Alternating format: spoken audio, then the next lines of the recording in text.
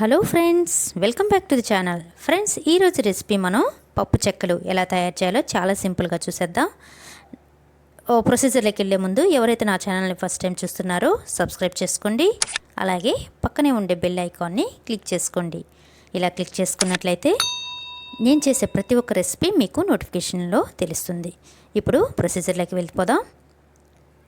ఒక mixie jar తీసుకొని అందులో 5 నుంచి 6 వరకు రెడ్ చిల్లీ, అలాగే 1 టీ స్పూన్ వరకు జీలకర్ర, తెల్లబాయి పీసెస్ ఇలా వేసుకొని పచ్చికరేపాకుని కూడా యాడ్ చేసుకుంటే కమ్మగా చాలా టేస్టీగా ఈ పప్పు చెక్కలు అనేవి వస్తాయి. సో వీటిని ఒక్క ముక్కగా మనం గ్రైండ్ చేసి పెట్టేసుకుందాం. ఇలా గ్రైండ్ చేసి పెట్టి పక్కన పెట్టుకొని ఇప్పుడు ఒక మిక్సింగ్ బౌల్ తీసుకొని అందులో 2 కప్పుల వరకు వరిపిండిని యాడ్ చేద్దాం. ఇందులో రుచికి సరిపడా సాల్ట్ యాడ్ చేసేసి బాగా కలుపుకేసుకుందాం. ఇప్పుడు ముందుగా మనం ఒక ముక్కగా మిక్సీ పెట్టుకొని మసాలా పక్కన పెట్టేసుకున్నాం కదా, అది ఈ రైస్ ఫ్లోర్లో యాడ్ చేసేసి 2 టేబుల్ స్పూన్ వరకు నెయ్యిని వేసుకుందాం. అలాగే తెల్ల నువ్వులను 2 టేబుల్ స్పూన్ వరకు యాడ్ చేసుకున్నట్లయితే చాలా టేస్టీగా ఈ పప్పు చెక్కలు అనేవి వస్తాయి. తినే కొంది చాలా టేస్టీగా హెల్తీగా కూడా ఉంటాయి అన్నమాట. ఇప్పుడు ఈ మసాలాన్నిటిని కూడా బాగా మిక్స్ చేసేసి ఇందులో 50 గ్రాముల వరకు బటర్ని యాడ్ చేసేసుకుందాం. ఎంతో క్రిస్పీగా కరకరలాడుతూ చాలా బాగా వస్తాయి బటర్ని యాడ్ చేసుకున్నట్లయితే. సో ఇక్కడ 1 కప్పు వరకు పచ్చెనగపప్పు, 1/2 కప్పు వరకు మనం పెసరపప్పును కూడా యాడ్ చేసేసి వీటన్నిటిని కూడా బాగా మిక్స్ చేసేసుకుందాం. ఇప్పుడు ఇందులోనే చిటికెడు పసుపు యాడ్ చేసేసుకొని తగిన వాటర్ని యాడ్ చేసుకుంటూ మనం మరీ అంత లూజ్గా అయితే చేయకూడదు. కరెక్ట్గా వీడియోలో నేను ఎలా చూపిస్తున్నానో అలాగా తట్టి వేసుకున్నట్లయితే చాలా టేస్టీగా ఉంటాయి. ఈ పప్పు చెక్కలు చేసేటప్పుడు కరెక్ట్ అయిన మెజర్మెంట్స్తో మాత్రమే చేయాలి. కొంచెం వాటర్ తక్కువైనా కూడా గట్టిగా అలాగే విరిగిపోయి వస్తాయి. మనం కరెక్ట్ మెజర్మెంట్స్తో చేసినట్లయితే అచ్చం స్వీట్ స్టాల్లో మనకి ఎలా ఒక టేస్ట్గా దొరుకుతాయో అలాగే మన ఇంట్లోనే తయారు చేసుకోవచ్చు. ఇందులోనే 1/2 టేబుల్ స్పూన్ వరకు కారం కూడా యాడ్ చేసేసి మరొకసారిగా ఈ పిండిని అంతా కూడా ఇలా వీడియోలో చూపించిన ఒక ముద్దలాగా తయారు చేసి పెట్టుకోవాలి.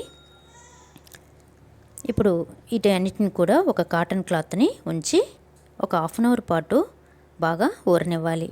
ఇలా ఊరినప్పుడు మనకి టేస్టీగా క్రిస్పీగా ఈ పప్పు చెక్కలు అనేవి వస్తాయి. 1/2 అవర్ తర్వాత ఈ క్లాత్ని తీసేసి చూసినట్లయితే పిండి బాగా ఊరిపోయి ఉంటుంది. ఇప్పుడు చేతికి కాస్త నెయ్యిని పూసుకొని ఇలా రౌండ్ బాల్స్ లాగా చేసుకొని ఒక అనకైన ప్లేస్లో మనం తట్టుకోవాలి.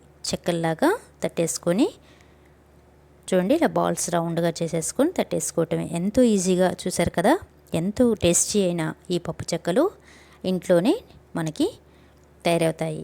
ఈ వింటర్ సీజన్లో ఇవి చాలా టేస్టీగా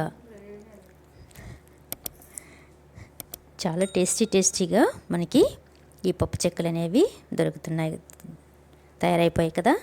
ఇప్పుడు ఇలా తట్టేసుకునే లోపు మనం డీప్ ఫ్రైకి సరిపడా ఆయిల్ని ఒక ప్యాన్లో తీసుకొని బాగా కాగబెట్టేసుకోవాలి.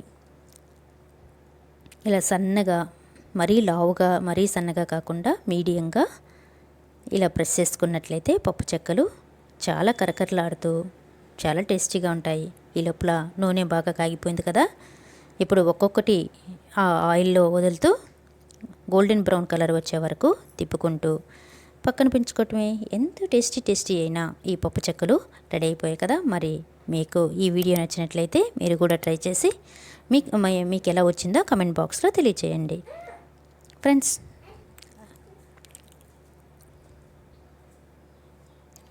రెండు వైపులా ఇలా తిప్పుతూ కాల్చుకొని పక్కన పెట్టేసుకోవటమే. సో ఫ్రెండ్స్, ఈ వీడియో కానీ మీకు నచ్చినట్లయితే మీ ఫ్రెండ్స్కి షేర్ చేయండి, లైక్ చేయండి, అలాగే సబ్స్క్రైబ్ చేయండి. పక్కనే ఉండే బెల్ ఐకాన్ క్లిక్ చేసుకున్నట్లయితే మరిన్ని టేస్టీ అయిన రెసిపీస్ మీకు నోటిఫికేషన్ వస్తుంది. సో ఇలా అన్నిటిని కూడా తీసేసి సర్వ్ చేసుకోవటమే. Thank you for watching this video. See you soon with new recipes. Thank you.